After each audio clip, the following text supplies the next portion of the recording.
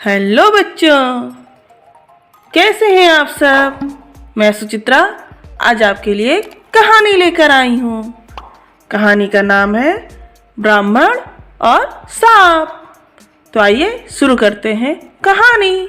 एक बार की बात है, किसी नगर में हरिदत्त नाम का एक ब्राह्मण रहता था। उसके पास खेत थे, लेकिन उसमें ज़्यादा पैदावार नहीं होती थी।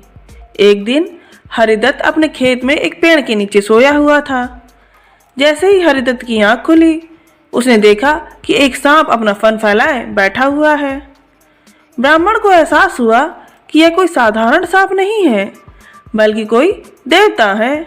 ब्राह्मण ने निर्णय लिया कि वह आज से इस देवता की पूजा करेगा। हरिदत्त उठा और कहीं से जाकर दूध ले आया। उसने मिट्टी के बर्तन में सांप को दूध पिलाया। दूध पिलाते समय हरिदत्त ने सांप से क्षमा मांगते हुए कहा कि हे देव, मैं आज तक आपको साधारण सांप समझता रहा, मुझे माफ कर दीजिए। अपनी कृपा दृष्टि से मुझे बहुत सारा धन धान्य प्रदान करें प्रभु। ऐसा कहकर हरिदत्त वापस अपने घर आ गया। अगले दिन जब वह अपने खेत पहुंचा तो उसने देखा कि जिस बर्तन में उसने कल सांप को दूध पिलाया था, उसमें एक सोने का सिक्का पड़ा हुआ है।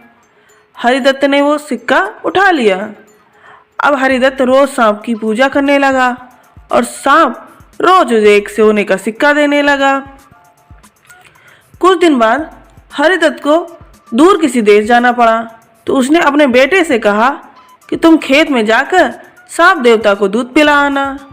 अपने पिता की आज्ञा से हरिदत्त का बेटा खेत में गया और सांप के बर्तन में दूध रखाया। अगली सुबह जब वह सांप को दूध पिलाने गया तो उसने देखा कि वहाँ सोने का सिक्का रखा हुआ है। हरिदत्त के बेटे ने वो सोने का सिक्का उठा लिया और मन ही मन सोचने लगा कि जरूर इस सांप के बिल में सोने का भंडार है। उसने सांप के बिल को खोदने का फैसला लिया, लेकिन उसे सांप का बहुत डर था।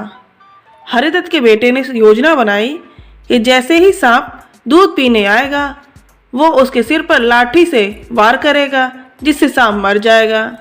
सांप के मरने के बाद मैं तसल्ली से बिल खोदूंगा और उसमें से सोना निकालकर अमीर आदमी बन जाऊंगा। लड़के ने अगले दिन ऐसा ही किया, लेकिन जैसे ही उसने सांप के सिर पर लाठी मारी तो वो मरा नहीं, बल्कि गुस्से से भर उठा। सांप ने क्रोध में लड़के के पैर में अपने विष भरे दांत गड़ा दिए और लड़के की उसी समय मौत हो गई। हरिदत्त जब वापस लौटा तो उसे यह जानकर बहुत दुख हुआ। तो बच्चों, इस कहानी से हमें यह सीख मिलती है कि लालच का फल हमेशा बुरा होता है। इसलिए कहते हैं कि कभी लालच नहीं करना चाहिए।